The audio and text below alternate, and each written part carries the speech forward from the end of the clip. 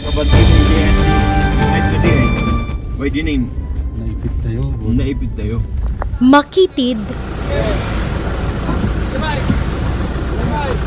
lubak at kalsadang nababalot ng hamog. Ito ang tinahak ng grupo ni George Punasen. Marating lang ang liblib na sityo ng Balambang Taway, Sayangan sa Atok, Benguet.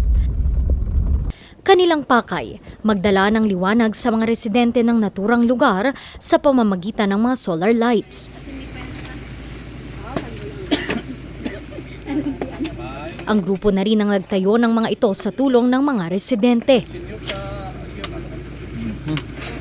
Para kay George, ang mga liblib na lugar, mahalagang maging prioridad sa pagbibigay ng tulong. Karamihan kasi mga liblib na lugar ay minsan hindi nahahatiran.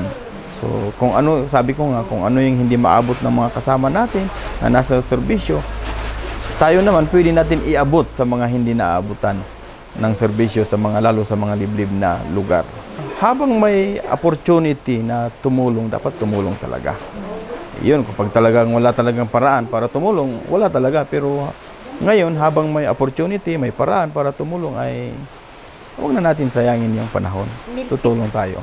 Kailangan ding siguraduhin kung ano nga ba ang pangunahing kailangan ng mga residente para ito ang tiyak na maihatid sa kanila. Ang opisina natin, since na naipatayo yung Rapid Tulpo in Action, ay talagang tumulong naman talaga yan. At saka habang kaya natin na pumunta at tumulong, ay gagawin natin ang makakaya natin. Abot ng makakaya natin para maihatid yung tulong sa ating mga kababayan. Bukod sa naturang sityo, marami-rami na rin ang pinailawang mga lugar ng grupo ni George sa probinsya ng Benguet.